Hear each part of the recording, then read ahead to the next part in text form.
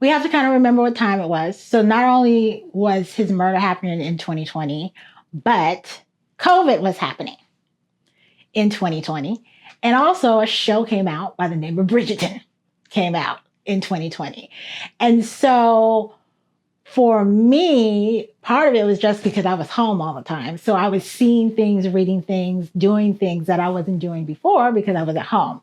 So with the murder of George Floyd, it occurred not just for me, but for the entire world, that there needed to be a true understanding of what people of color were experiencing in the United States, and that there was not just, and so there was kind of a call out for Target, for all these companies and schools and corporations and the government to really say, okay, wait a minute, this is 2020, and we still are having these pivotal racial issues that are happening, and it's on now TV, so there's no denying that there are pivotal racial issues still happening because you sat at your home because you had nothing else to do yourself either. You couldn't ignore it because you had nothing to do because everything was shut down. And now you had to sit, America had to sit and look at where we were as a country when it comes to racial inclusive things that are happening. We had to look at it.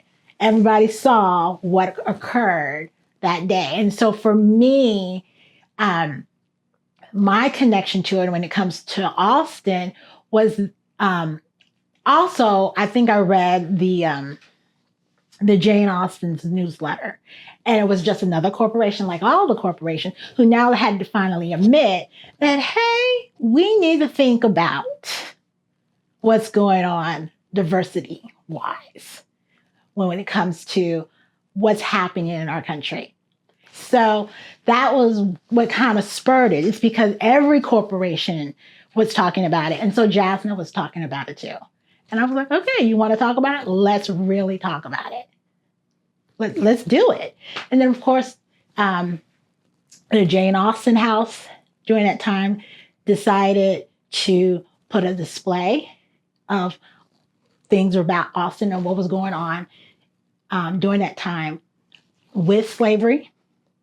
And they got a total backlash about that. And it was like, and oh, Jane Austen must be rolling over in her grave, and how dare they want to do Jane Austen and slavery. And then there's a really big Facebook page called the Republic of Pemberley. And I had they were making comments about that on their page. So of course, my mouth had to say something too on their page. And they're like, we're not going to mix politics into this. And I'm like, how's this politics? Austen lived during a time where people owned slaves. Or they were trying to colonize, India. Let's talk about it. Doesn't take any away from the greatness to me, which I think a lot of people are afraid of. It doesn't take away from the greatness of Austen. It's just what was happening at that time. And what it does is it just highlights that when people don't want to acknowledge what was happening, that's another way of pushing people of color away.